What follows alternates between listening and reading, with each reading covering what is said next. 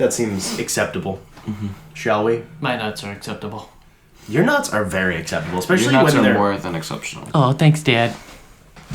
They're salted, roasted, and then they have caramelized sugar. And they're made of leather, so you can come in any kind of weather. I think his nutsack is the thing that's made out of leather. Dude, he's our mailman.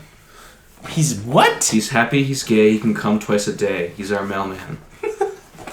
He can come twice a day. Yes, he can come in any kind of weather because his sack is made of leather. I have never heard this before. Hell, you are very strange. Why buy a comic that might cost more than a dime? Come meet the brothers who are here to waste your time. Welcome back to the Dime Comic Bros podcast. We are already discussing scrotum.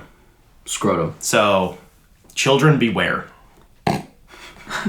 Talking to you, geek gossip. Last week went stupendously well without me, it would seem. I enjoyed listening to it quite thoroughly. We got him! Yeah, also, got him! You actually did get me for like a Yay! Because I pointed out some things that were actually in it.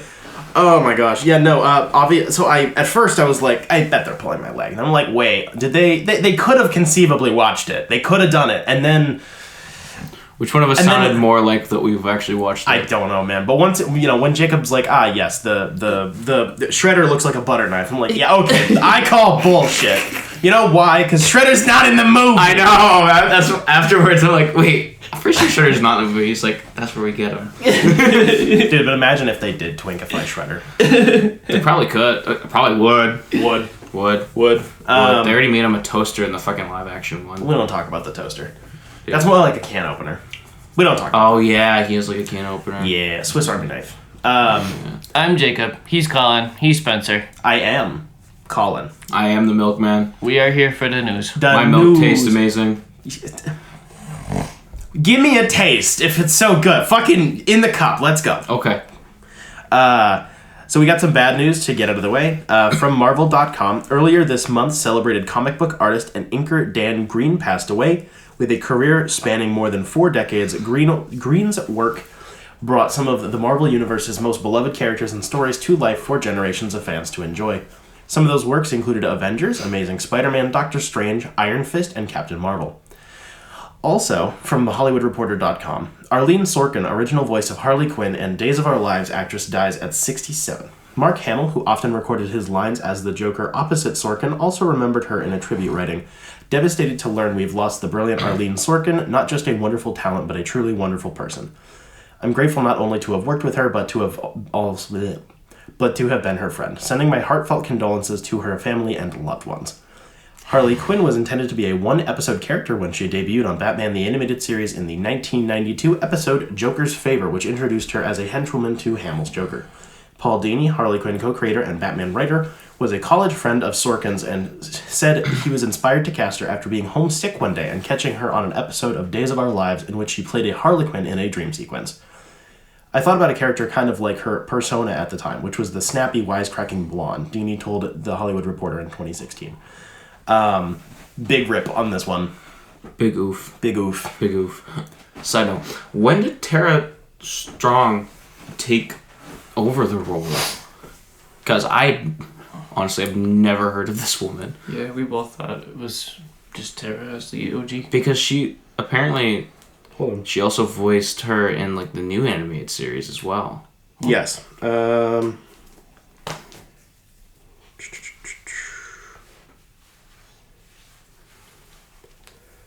Tara Strong took over in the new Batman Adventures, which was the updated version of BTAS. But I could swear she still voiced her in that one. Tara Strong does, yes. No, I mean... Arlene Sorkin did it originally, and then she was part of the inspiration for the character.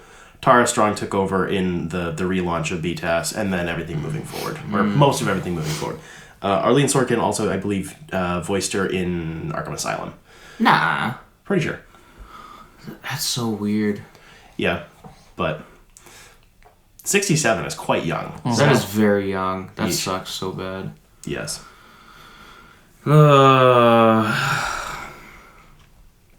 Okay, so From Marvel.com, this December, get caught in the twisted web of Earth 65's Gwen Stacy in an all-new Spider-Gwen limited series.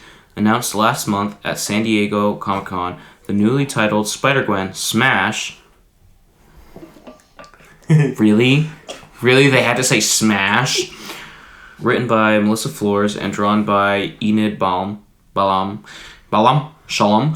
One of the Spider-Verse's biggest stars, Gwen Stacy, the superhero known as Ghost Spider, will return to her native dimension for an action-packed music tour gone wrong. On the road, Gwen and fans alike will meet awesome new Earth 65 versions of popular heroes including music legends Dazzler and Lila Sheeny, encounter deadly new villains, and more. The Mary Janes are off on a 4-city tour as the opening act to one of Earth 65's biggest rock bands. Gwen has promised the band that this big break will be all about the music. No web slinging, just drums. But when a mysterious assassin targets the headliner, Gwen begins to wonder how she got this gig in the first place.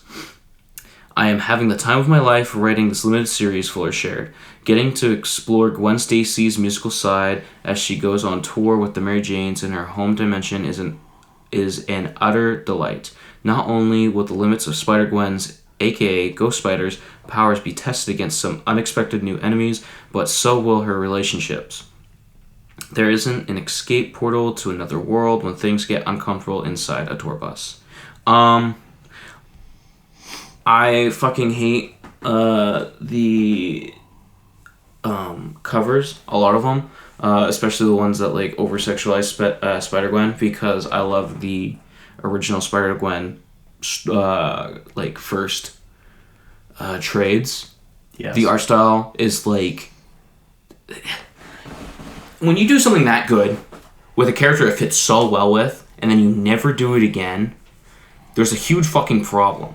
Like, that is just, like that's a part of the character now, and it's even now more embedded in fucking the new Spider-Man Into the Spider-Verse movie. Yes. So to just walk away from that and do all these different things, you're just making it another one of those, yeah, this is a comic book, okay. You put it off the side. No one gives a shit. Unless if you're a horny-ass bitch for Spider-Gwen, who is still, like, a teenager, which annoys me.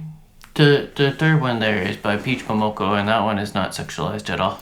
No, but a lot of them are. Out of these three, there's two of them that...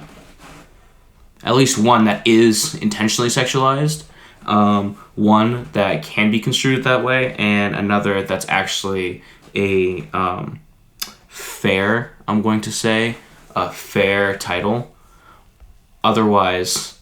she looks like a kid in that one, too.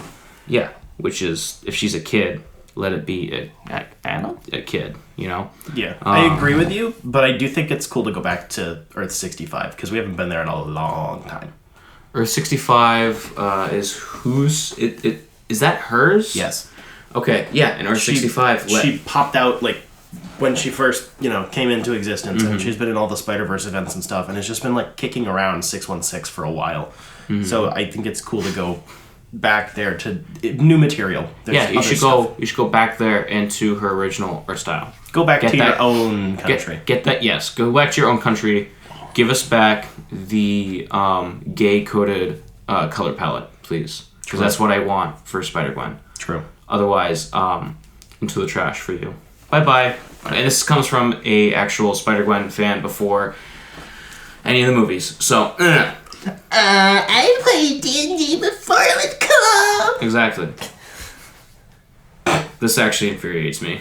This whole thing going on. And it's called Spider-Gwen Smash.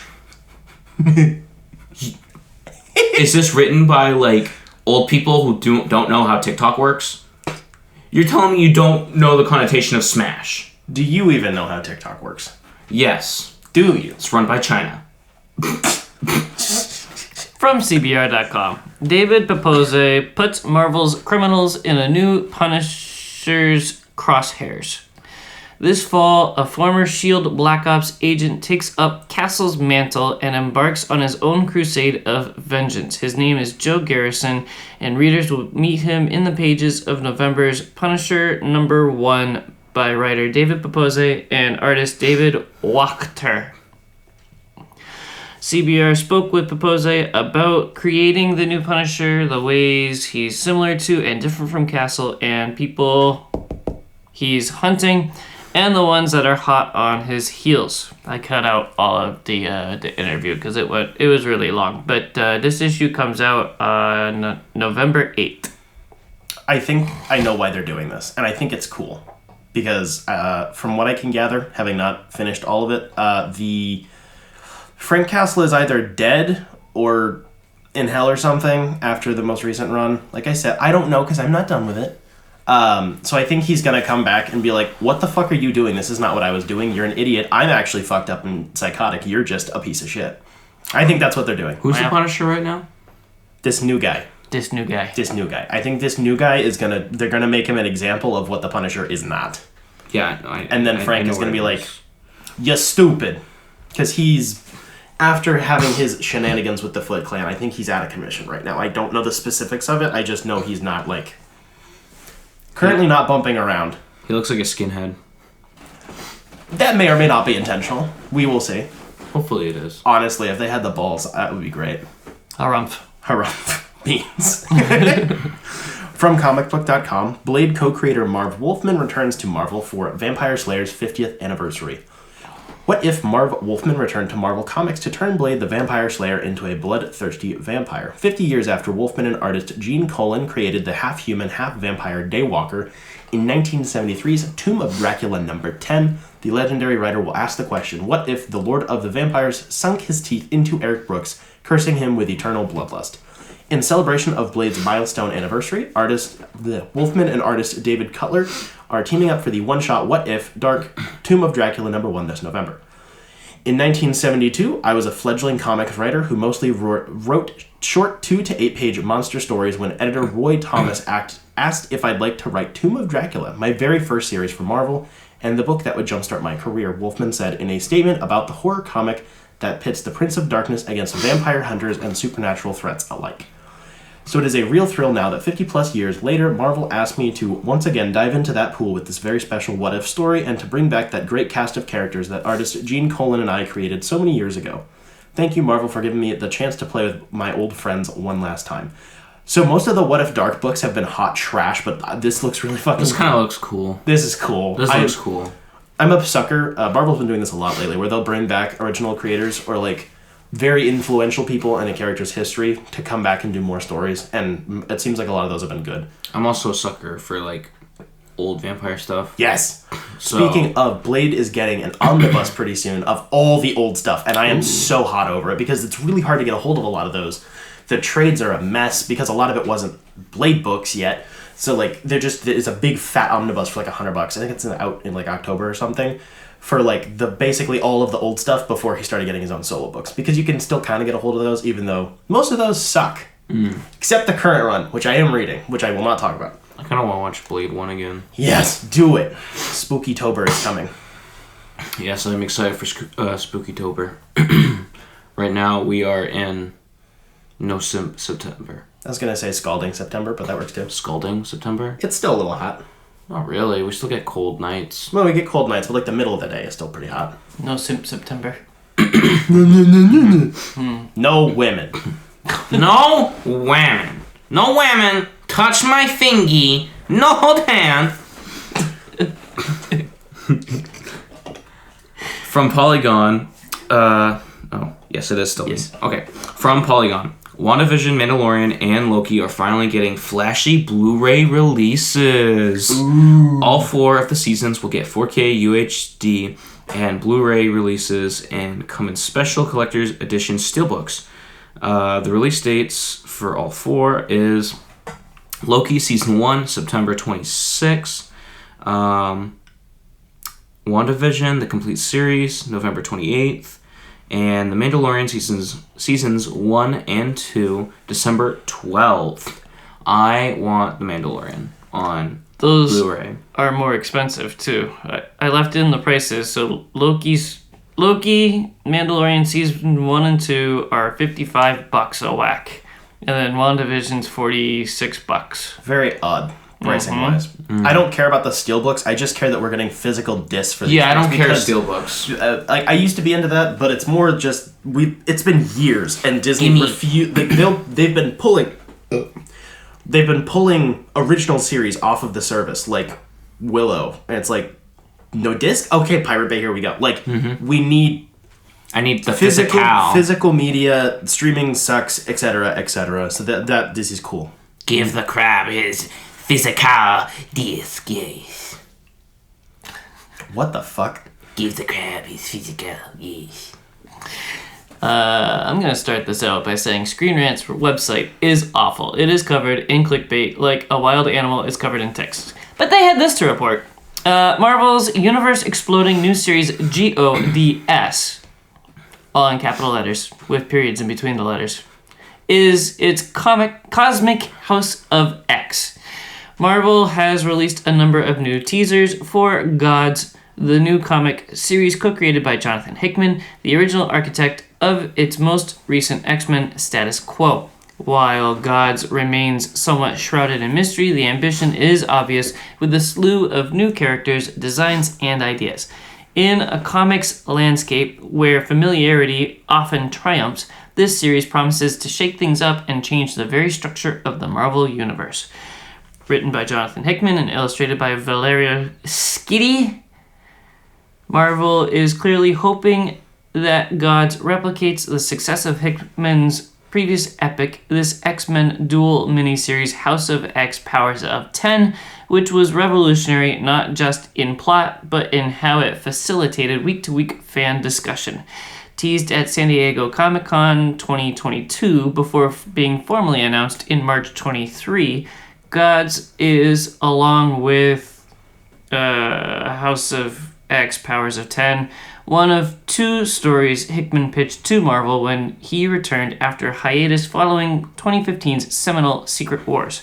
Marvel explains God's core concept.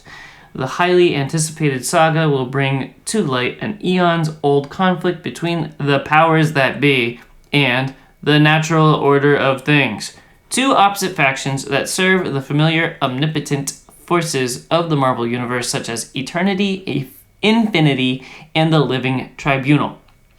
Gods #1 releases from Marvel Comics on October the 4th. Okay, I am buying this and I'm following this. They've been teasing it in a bunch of other books and it looks super fucking cool. All the interviews are like, yep, so we're doing Sandman, but in Marvel, kind of, sort of, not really, but kind of. Cosmic shit. They're like, but there's, you know, behind the hands that make the things, there's bigger hands! Bigger hands! Outer Gods. I love that. It's bigger shit. I love this stuff. Dude, I love hearing lore about the hand from Smash Bros. True. He's got a point. It looks super fucking cool. The main characters are very interesting so far. They've been popping up in some other books. A lot of Marvel floppies have had a couple of pages of like God's teasers in the back, and it looks really cool. Is that your guy, Doctor the Strange, on the cover? That's the thing. He's actually not Doctor the Strange. Whoa. Sort of. He has a different name who I don't remember. But he did pop up in Doctor Strange, I think, last month. And it's like, oh, and Doctor Strange is like, oh, hello, person who is clearly leading up to an event. How are you? And it's very... Apparently there's there's explanations for all of that sort of stuff. It's like a... That character is on one side of it, and then his, like, lover is on the other side. They're doing a whole Romeo and Juliet, but, like, cosmic infinities shit. I'm so for it. Horny. From Variety, Walt Disney Pictures VFX workers move to unionize. Visual effects crews at Walt Disney Studios have taken a significant step to unionize after filing with the National Labor Relations Board for an election to unionize. Beans. A supermajority, over 80% of the 18 in-house VFX crew members at Walt Disney Pictures signed authorization cards signaling their desire to unionize. The historical move is the second time in history that VFX professionals have joined together to demand the same protections and rights as their colleagues. Earlier this month, VFX crews at Marvel Studios voted to unionize beginning August 21st. Ballots are due on September 11th, and the vote count will take place on September 12th. VFX workers have remained non-union since the field was pioneered during the production of the first Star Wars films in the 70s and 80s. As part of the move, unionizing workers are demanding fair compensation for all hours worked, adequate health care, retirement benefits, and more generally the same rights and protections afforded to their unionized coworkers who are already represented by the IATSE. I want to jump in right there real quick and be like, there's a reason that George Lucas did Star Wars without the unions, because they wanted to take all of the money from his idea or not let him make his idea in the first place. So the union was the problem back then, but now they're unionizing because the reverse has become the problem. The ununion has been the problem. Yes. It's just very weird. Continue. The onion has been the problem. Yes. These demands echo the increasingly prevalent calls for improvements across the VFX industry and are corroborated with the sentiment uncovered at the 2022 VFX Workers' Rate and Condition Survey, which was published in March. So the bigger picture with this is the reason why VFX are not unionized is because the field didn't become relevant enough until after Reagan started busting unions in the 80s. So all of film has been unionized since like the 20s, yes. For the most part anyways. And then VFX, in this way anyways, only came about post nobody gets unions and everything sucks now. And frankly, the people who worked earlier in the VFX industry were all libertarian tech bros who like worship the technology and don't care about like seeing their families. And now that it's become like the biggest part of the industry, right. It's an entire different type of people that work. Yes. Like, it's just regular jobs now for artists. And it's like, it's a very interesting, like, how this happened in the bigger scale. It's very interesting. And it's also, again, like with the Marvel Studios VFX house that only had 12 people, this one only has 12 people. Sorry, 18. It's just, again, funny because every Disney Studios movie is some massive live action CG fucking fuckfest of bullshit. And it's like, yeah, it's all outsourced too. But, yee. These last three are from comicbook.com. Exclusive DC reveals sequels to Batman 89 and Superman 78. DC will continue to explore two of its most popular iterations of Batman and Superman, and we've got your exclusive first look at both projects. Today, DC announced sequels to the announced sequels to Batman 89, Superman 78, which will be titled Batman 89 Echoes Number 1 and Superman 78 The Metal Curtain. Sussy. Batman 89 Echoes reunites with Batman 89 screenwriter Sam Hamm with artist Joe Quinantos, while Superman 78 The Metal Curtain brings back writer Robert Venditti and new series artist Gavin Guidry. I know this man. I like that man. Echoes picks up after Harvey Dent's war against Gotham and Batman has completely disappeared.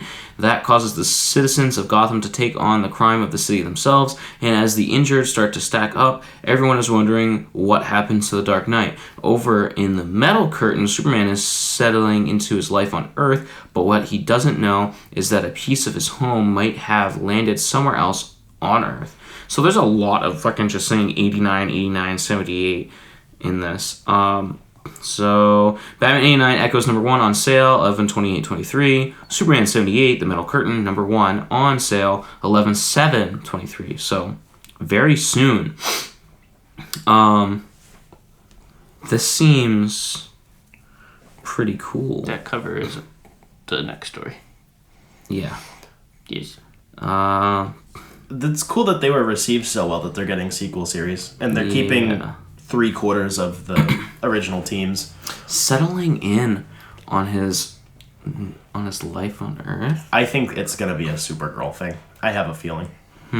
I think so. Yeah, let me see. Yep, Guidry. It's always interesting when Collin actually recognizes a name. Yeah, because I follow this I follow this artist on Twitter. I also follow otters on Twitter. They're very cute, especially when they like rub their faces. Ooh, these Batman covers are hot, dude. Oh, the Batmobile. Oh, Joker, Batman. Oh, so good. The Superman ones, besides Guidry, and I'm probably not even saying his name right, are pretty mid. I just like Guidry. Otherwise, the The covers are mid as fuck. Damn. Excited. I will buy and I will read only when it comes all together in a trade. Batman. Yeah. Oh no, Gotham has to protect itself? It's almost like that's what citizens are supposed to do. Also, where the fuck is Robin? Don't ask questions. Beans. DC previews new The Penguin series, and the Batman villain may be kicking the bucket. Batman's old foe, the Penguin, is getting a new DC comic book series, and the preview for it sets some pretty high stakes. Man, I fell apart editing this. I try to take those clicky things away, except for the source. You got drunk. No, I didn't actually. Otherwise, there'd be a lot more booby covers. No. As you can see in the article, the preview for Tom King's Penguin #1 takes a familiar approach to one of King's sordid characters' dramas by teasing us with a scene of our principal in dire straits before jumping back in time to explain how we got there. In this case, the dire straits are Batman and Penguin gravely injured and trapped inside the Batmobile, which is quickly sinking into Gotham River. The time jump backwards is significant. 1 year earlier, when Oswald is hiding out in Metropolis after faking his death to frame Batman, which sparked the drastic twists and turns of Chip Zdarsky's Batman arcs Failsafe and the Batman of Gotham. Penguin got plastic surgery and was seen running a flower shop in Gotham before having to relocate to Metropolis, while Catwoman was tasked with tracking down his next of kin. Holy shit, this story is hard! King and company have teased that the Penguin comics series will see Oswald going up against his bastard twins, Addison and Aiden Cobblepot, who showed up in the Catwoman backup story for Batman #126 to claim their father's holdings during his will reading. I included that part just because I wanted to say the bastard word. The best. It's been made clear that the next generation of Cobblepots will be taking organized crime in Gotham to the next level, enough so that the U.S. intelligence community feels the need to get involved and send in Penguin as their Trojan horse. But the Cobblepot kids don't seem like they're going to be looking for a happy family reunion. The Penguin #1 is on sale August 22nd, so it is already out.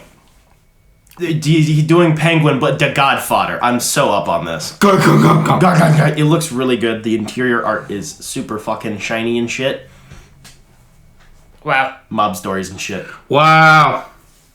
Tom King. Tom coming. DC announces a new Speed Force series starring the Flash family. A few members of the Flash family are about to get spotlighted in the dawn of DC Initiative. On Thursday, DC exclusively announced via Comics Beat plans to publish Speed Force, a new miniseries that will center on Wallace Ace West / Kid Flash, that's the one that was introduced in the New 52, and Avery Ho, the Flash of China. The series is written by Jarrett Williams and illustrated by Danielle Di Nicuello. Speed Force #1 will be released on November 14th with a main cover by the interior artist. It will have variant artwork by Lyrics and Mike Diodato Jr. That's fucking awesome. Speed Force follows Wallace West and Avery Ho, the young speedsters that have been Teen Titans, Justice Leaguers, and above all, members of the Flash family. As they become aware of mysterious changes happening across the Speed Force, they race to Keystone City where they encounter old friends, new threats, and a chance to forge their own paths. So, I like this version of the Kid Flash because I got into the Flash with the New 52, which means everyone's going to hate me now because it's weird and Flash fans are crazy. I think he's cool. I am very unfamiliar with the Flash of China. There's been so much Flash stuff the past couple of years in the comics world. Most of it apparently has been really good. I just can't keep up with it at all. It sounds like they don't know what to do with the Flash anymore. Especially after a failed movie. Yeah. I just really like the art for this. It looks very cool. It's very Flashish, you know? It look Fascist? Yes. Flashy. Flashish. Flashish. It looks like it fits. The covers It looks look very cool. flaccid. No, my dick looks very flaccid. You know what else is very flaccid? My dick. Jacob, Huh? what did you do this week? Speaking of flaccid. I tried to give you a segue, man. I read Spider-Woman Origin, written by Brian Michael Bendis. Bembis. Mr. Bembis. It has all 5 issues of Spider-Woman's strange origin. Her parents are scientists, and they're sciencing how to weaponize spiders. Like, making the Spider-Man technology, basically. But with these weird, exotic spiders. And the spider beam goes off and shoots into Spider-Woman's mom while she's pregnant with Spider-Woman. And that makes Spider-Woman Spider-Woman.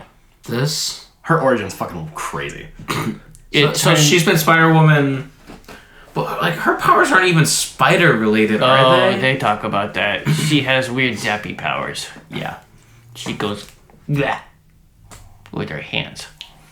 Turns out her parents might have been working for Hydra or something. Whoa. And Hydra was actually trying to weaponize the Spider-Man beam. And there's a lot of time that goes by in this origin. It's like the longest origin ever. Because she grows up... and she's got like a weird time jump. Hydra takes her when she's like 9 and then throws her in the Mr. Freeze's wife cask and like ages her to like 17. So she's like a 9-year-old in a 17-year-old's body. And she has to decide who the good guys is and the bad guys is.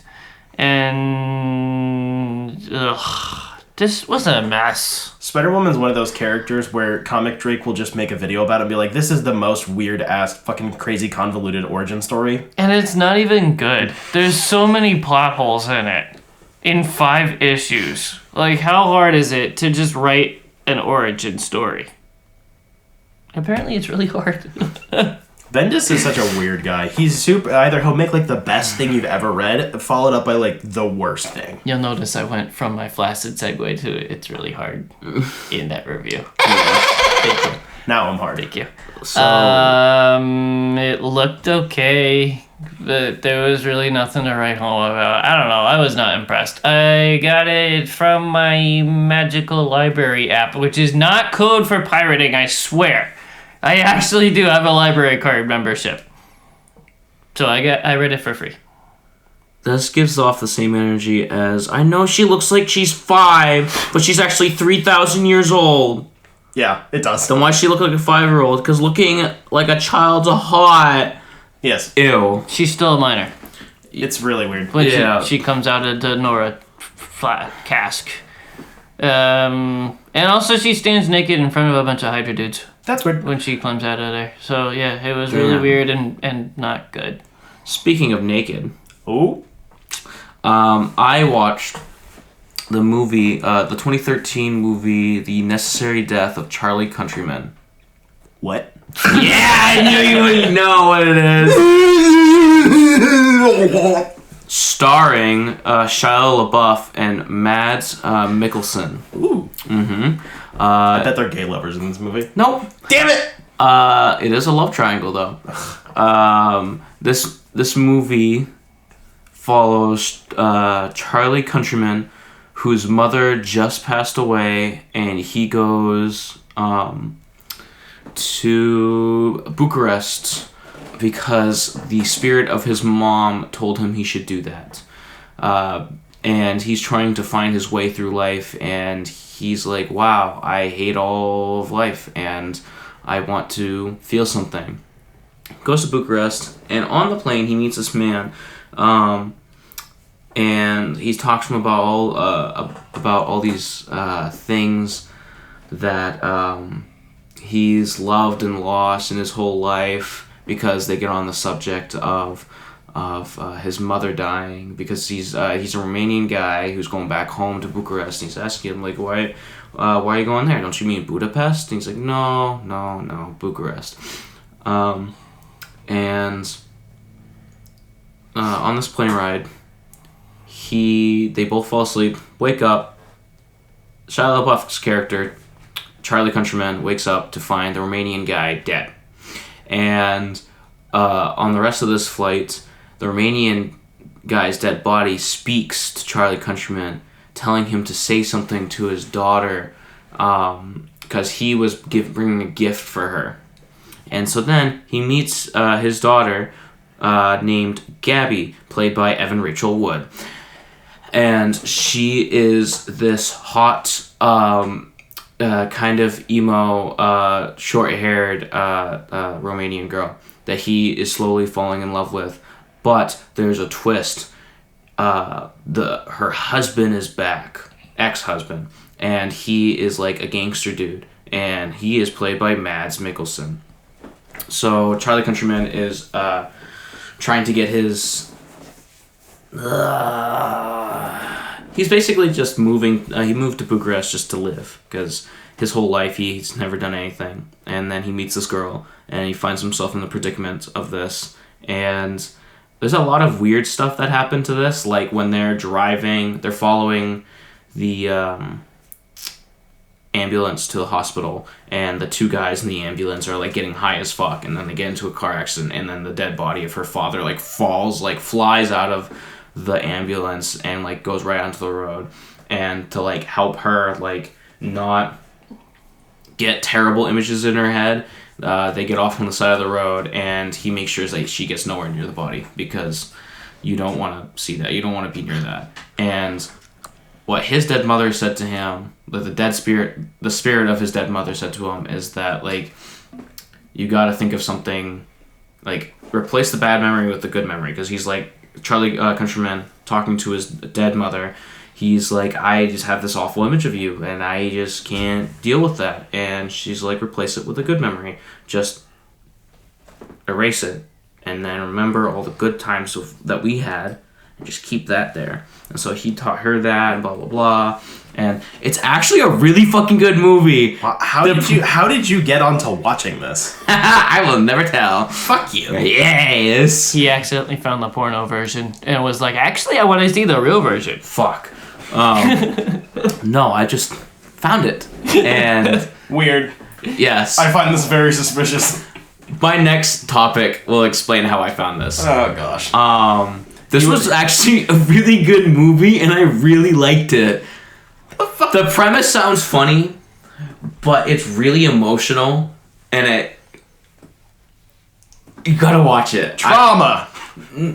It's not really like trauma. Did you say trauma or drama? Trauma. Trauma. Yes. Yes. It's actually really good. Trauma is really good. Also, this movie, the gangster husband is trying to like get his wife back, even though she like divorced him, and also he was gone from Bucharest for a while because her father had a tape of him and his buddy doing something. Not that. I knew there was gay porn in this movie. It's not that. They were doing the murder, and it's on the videotape, and that's how he kept him away from Bucharest. The fuck? Because he had it on a videotape, and he was going to tell the authorities if blah, blah, blah. I love it when Collin tries to give a summary, and I have to parse through it to figure out what the plot is. I already told you the plot. With 18 pit stops along the way to describe scenes. I hear it a couple of times. The and then, biggest run-on sentence. Because I edit it, I hear it a couple of times, and then I go and watch the movie, and I'm like, what was he talking about? You're not watching what I'm watching. You're not looking at the same things that I look at, like Gabby's boobs. It's actually a really good movie, and I think you'd like it. Oh boy, I'd give it a solid 6.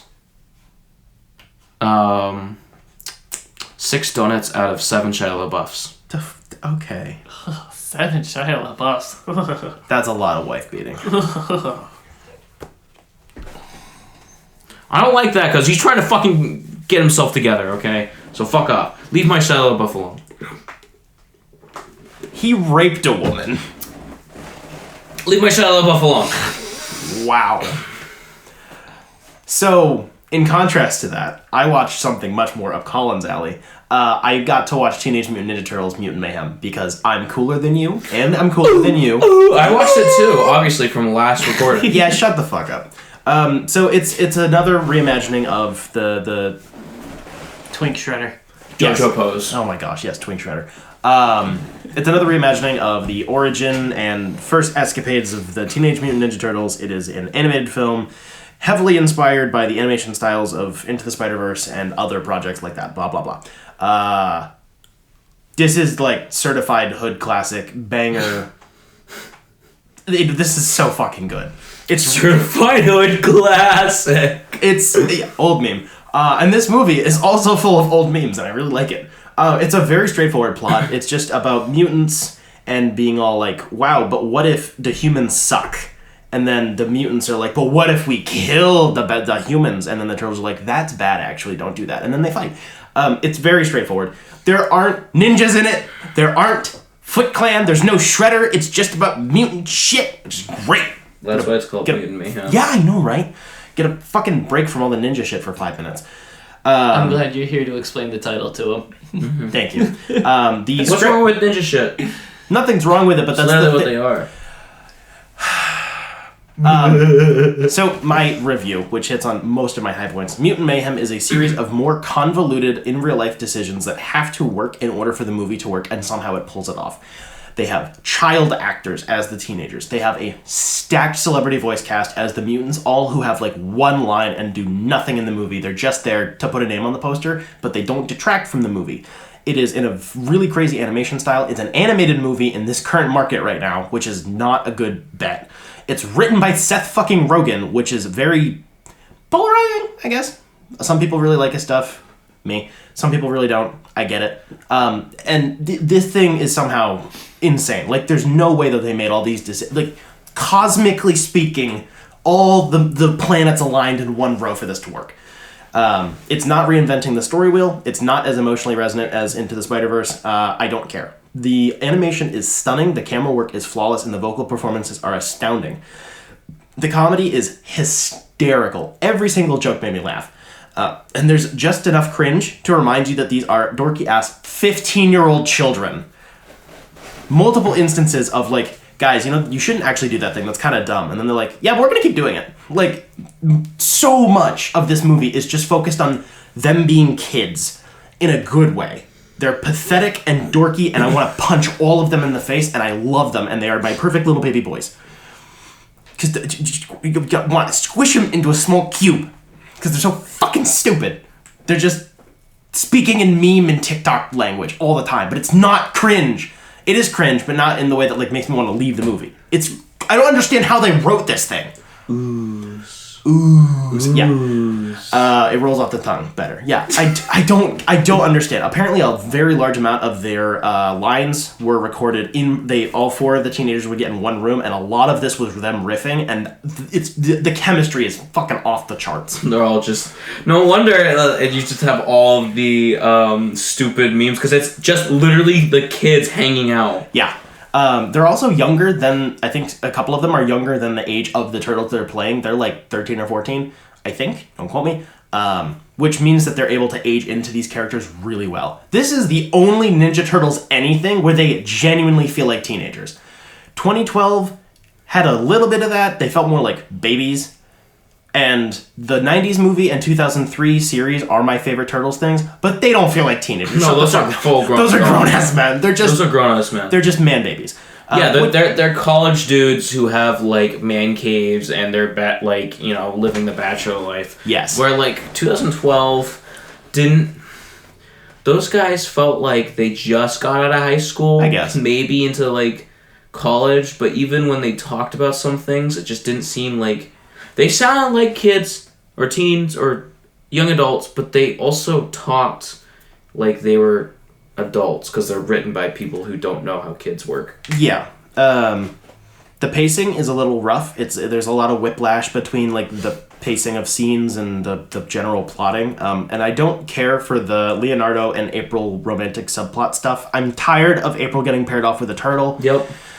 It's fine. It's not like it made me cringe. It's just like, could we stop with this? But April is really cool as well. That makes me cringe. Yes. But all of my gripes are like pennies on the dollar for a movie that is on par with the all-time like 90s live-action classic. This is genuinely one of the best turtle things in existence. I don't understand how this happened. It looks beyond perfect. It's fun. It's funny. I was wheezing watching this with a group of adults and children. Like a bunch of college people. And I was with my girlfriend's younger sister, who is 16. And she was losing her fucking shit. Like, Donatello wears a JoJo hoodie. Yes. To school. Yes. And also, the movie ends with them in a very different status quo than we have ever had. They're out to the public and going to high school. Like, what the fuck? It's Really? super weird. That is so and they're weird. friends with all the mutants. Like, the bad guys do the whole, maybe we're not actually bad guys thing. Oh. It's super weird. I don't get it, but it's really cool. There's apparently, supposed to be a sequel TV series between this and the next movie. Whatever. I'm sure that'll be fine. But I can't believe that this works. And it's also making decent money at the box office. So, Is it still out in theaters? yeah. I need to go. Yes, you should. It's so funny. Because Raph is like, I'm angry. And then they're like, you just need to, like, go outside. The amount of silliness in this movie is insane. You know the song, that silly He-Man meme song? Yeah. It's in this movie! Of course it is. And they play it dramatically. It's over a chase sequence. It's so fucking insane. So I have a question for you, though. What? Now with the new status quo of Ninja Turtles, who are we as Ninja Turtles? Oh, God. Go right now. I don't think much has changed in that way. That's my key indicator for any good Ninja Turtles adaptation is how well you do Leonardo, because he is the boring one with, the most flexible character. And this does a really good job of making him the older sibling who's like, yeah, of course I want to go have fun. I'm the one who's going to get in shit if you guys do anything dumb. Please don't. And they work with that really well. Most of this movie is him needing to kind of come out of his shell. You sound like the Lego Batman. Yeah. This is so good. They're spot on. What? So does that mean I'm Donatello now because he wears an anime hoodie? You bitched at us for trying to get rid of you're the anime guy. And now you're bringing it up. I said, ditch the anime guy outside of the podcast. In the podcast, it's fine. Penis. Because this is for the meme. As long as none of you guys call me anime guy outside and it's just them using their own stupid brain to call me the anime guy, it's different. Which turtle am I again? I always forget. I feel like Donatello actually kind of fits. I feel like Donatello, but sometimes I feel like he's Leonardo. Really? The boring guy. Thank you. That's fair. Okay, for everyone listening, it's in I did air quotes. I did air quotes, the boring guy. Because he's kind of like... He's boring, but actually he's got Jacob's layers. really fun.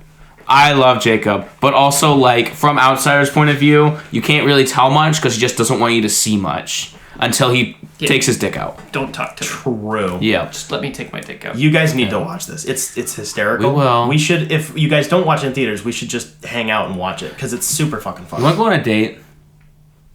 Only if you hold my hand. I will hold your hand while we watch Ninja Turtles. I'll get the big bucket of popcorn. Yeah. Okay. All right. You're disgusting. Jacob. I read Batman. One bad day. Holy shit, he did Holy shit! It's the Play-Doh Demon Man! Clayface. I thought it was a typo when the opening page with like the title and the credits says no notes after Clayface. I was like, what? Oops. But no, actually that's the like subtitle name of the issue is where'd it go? Batman One Bad Day Clayface No Notes. Where is it? Right there. Imagine if we had 2 toilets in one bathroom and we just sat there and started shitting one. I will work on putting another toilet in my bathroom. Or you can just waffle stomp.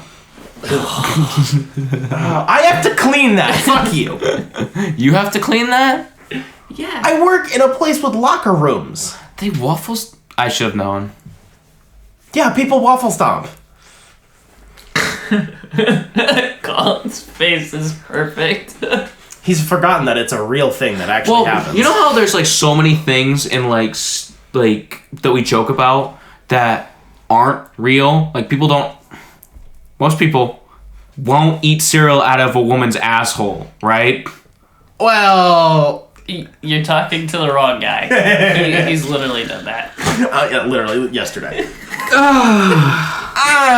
Clayface was written by Collin Kelly and Jackson Lansing, and the art was made by Germanico. What? The issue was drawn by Zerg. I just love how we're terrible with names. Okay, Mr. Name Guy. I said I love how we're terrible. I know. Okay, Zermancio. Yeah. Anyway, this is It's Zermanincio. X's or Z's? Silence, baby. Ezio. It's Ezio Auditore da Firenze! oh my fucking word! We have an Assassin's Creed fan in the midst. I've been playing. I've been doing this for the entirety of my life. I know, dude. Oh my god. I've been playing a lot of Assassin's Creed 2 this week. Oh boy, I had that phase. The best phase. This is the worst phase. This is probably the best One Bad Day book so far. Yeah. I think I enjoyed it the most because Clayface has a bad day. Does he have his Joker moment? He does a murder or 5. And then gets caught and says, "I'm sorry, it was just a bad day." And I was like, holy shit! He's It's the name of the book!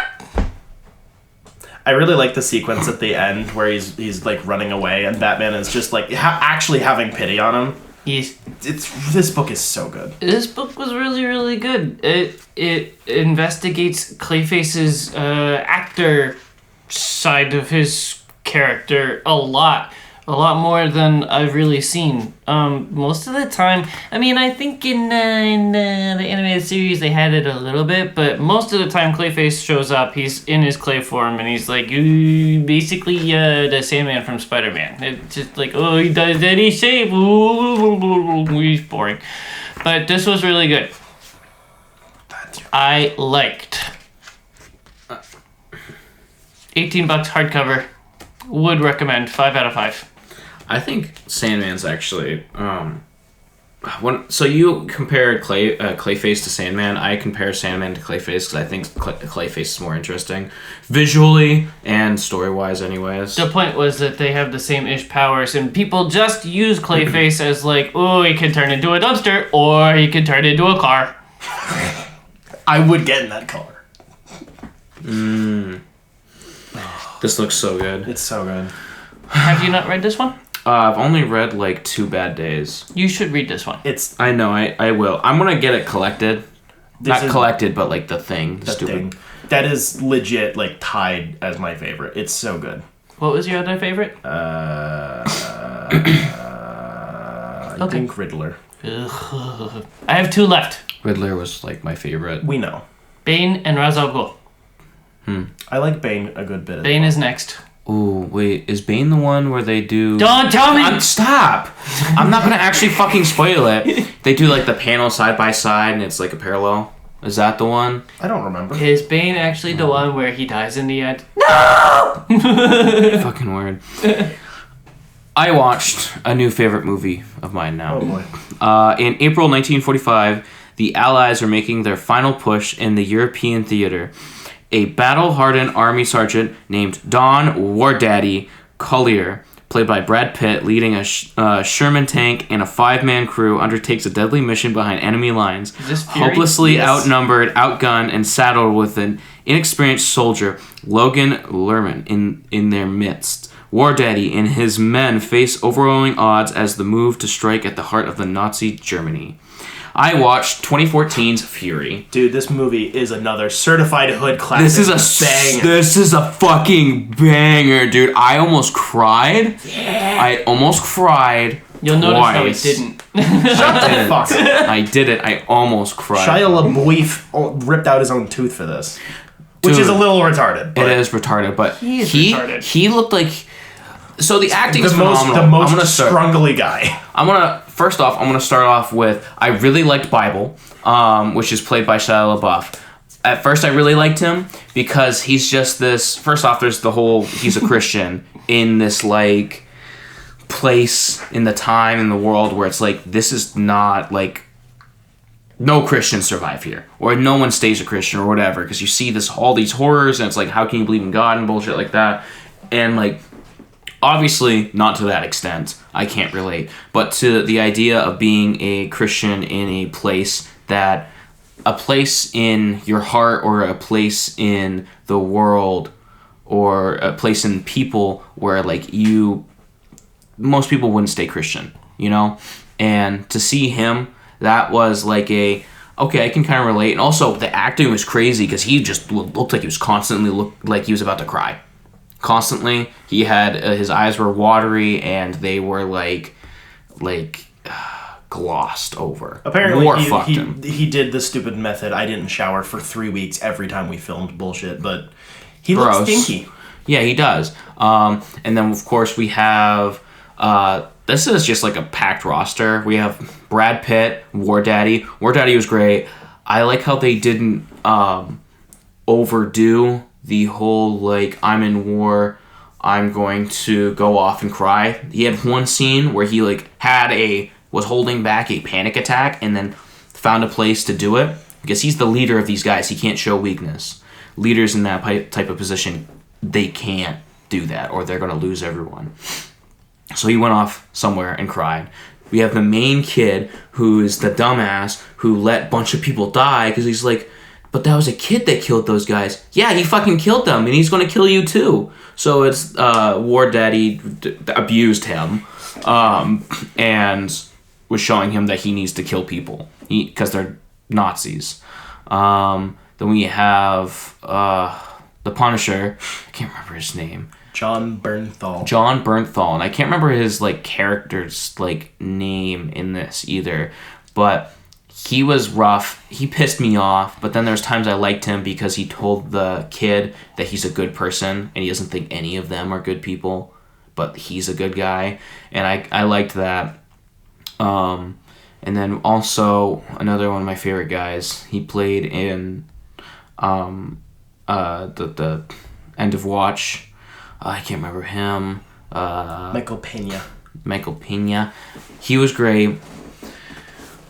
There's just so many good scenes. The color grading, everything, the acting, fantastic fucking movie. I give this movie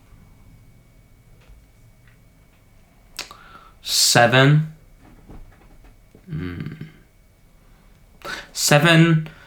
tanks out of 7 War Daddies. This movie is like the boys get in the tank and then everyone's a shitty person. Yeah, this made me want to go to war. Like this is like one of those movies like I want to get into a fucking tank and die. I think you took the opposite message of that movie, Collin. I know. I just can't help it because dude, imagine being in a fucking tank with your boys, but not being a shitty person, but being in a tank with your boys. That shit goes hard. I mean, come on. You know what else goes hard? What? Blue Beetle. You watched it? Yeah. It's out? Yeah. I didn't know that. It's been out for 2 weeks. Damn. Yes.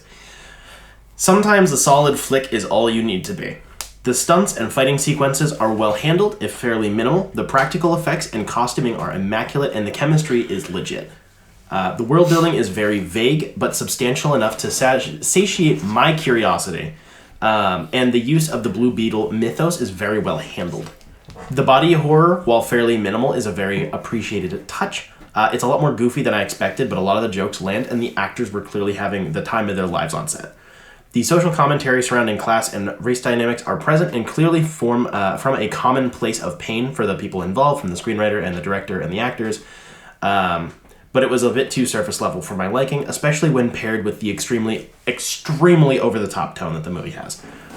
Both of the villains, frankly, kind of suck ass. But the fights are very good. The score goes hard as hell.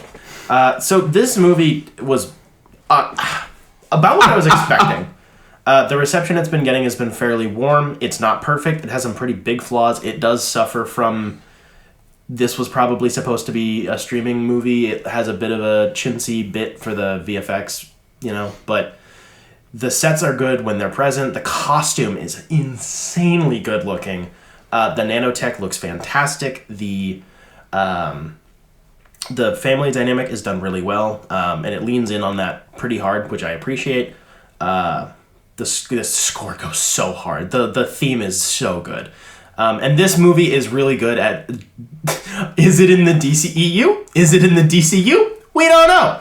Which is annoying, but it really doesn't draw attention away from itself by being all continuity heavy.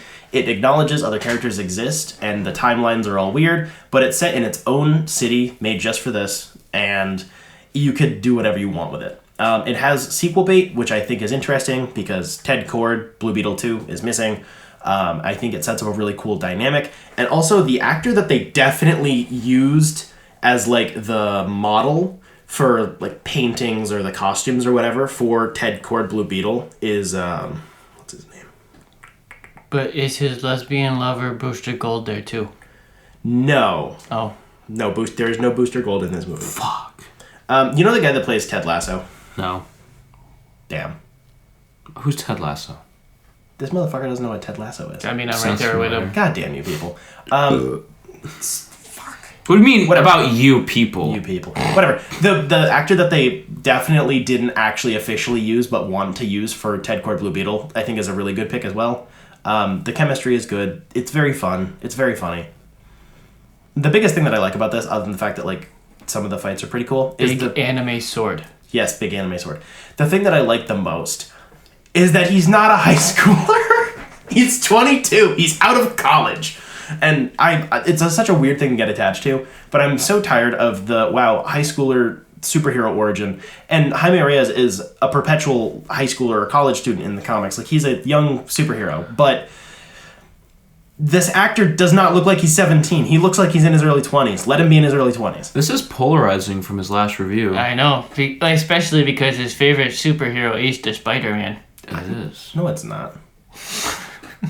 Oh, I forgot. It's the Trash Man. It is the Trash Man. I had a blast with this. It's a little... The Trash Man is actually his dad. It's a little overly long, and it definitely could have used a few more months to bake. And it's a shame that this is kind of stuck in this awkward place of we don't know if it's going to be continued or not. We don't know if the character will get carried over, but the movie's not canon or whatever. But Fun movie. very fun. I have it a little under the first Shazam in that area. Very fun, funny, well made, standalone. It sounds like you have a higher rating of the first Shazam than I do. I do. I have Shazam. Shazam was I think I have a 4 out of 5, and this was a 3.5 out of 5. So we're in that neck of the woods. Very fun. Motherfucker has a scarab go up his asshole. It's hilarious. What? Up his asshole? How do you think it gets in? It doesn't get in. Yeah, it does. Attaches on the back. No, it goes in and then it goes through his spine. What? Are you serious? Dead ass. Dead ass. So the movie is really goofy and really over the top. But the couple of scenes that they have where he transports, it's disgustingly horrible. It's all his fucking clothes burn off. He's superheating and his skin's fucking melting and the technology is... So it hurts every single time he changes. It's so every gnarly. single time? Seemingly, yeah. It's gnarly as hell. The first sequence, Yeah, no. He's oh my god, look, it's a bug! And then it just, goes up his ass. Yeah. Why not in his mouth? Because it's funnier if it goes up his ass. Bro, I'm scared of this movie now. Nah, it's fucking hilarious. It's just... there's a couple of scenes where it's that's disturbing. This is horror. It sounds like a metal band, Anal Scarab. Anal Scarab! I love it. It's just a couple moments of body horror in a very goofy, movie. But that's cool. I like those little touches. It seems well thought out. You know who else is an Anal Scarab? Our patrons. Jeff Lawrence and Caitlin. May as well just call them hemorrhoids. It's like the same thing. So our new fan name is you're not the Robins, you're our hemorrhoids. They're always trying to crawl out of our assholes. Is that how hemorrhoids work? Sort of. I don't know how they work. I don't know. I don't either. I don't really care to know about buttholes. I just like it when they whistle and wink at me at the same time. Thank you for that information. We need to wrap this up. If you would like to help support this show financially, we'd greatly appreciate it. Go over to patreon.com/dimecomicbros network. We have a bunch of cool swag, from stickers to bookmarks. .com. Shut up! You say it every time! I'm still laughing about anal scarab. Anal scarab. We have a bunch of different rewards. We release our podcast early. We record exclusive segments where we crack open a beer, we talk shit, we talk shop. A lot of nipple twisting. Weird shit happens. Don't touch my nipples. I will touch your nipples. Also, go support our partners over at He Flinched So Hard! Oh my gosh! He's scared. Wrap it up. Don't touch my nipples. I will wrap up your dick. In bacon. He's happy now. Bacon. Wrap it up! Wrap it up, manager man! I'm gonna kill myself. Go support our partners over at Jetpack Comics and Games. Shop local, support your local comic shops. Only pirate comics when you have to, because it's good to have the stores and stuff. Because Marvel doesn't reprint them, right? Yeah. Right. Yeah, sometimes they don't reprint books because they're stupid. Go support your local shops. They do a lot of work to keep this industry afloat. Next week, stuff will happen and we will be here. We will be doing things. We will be doing things. Thank you. Come again.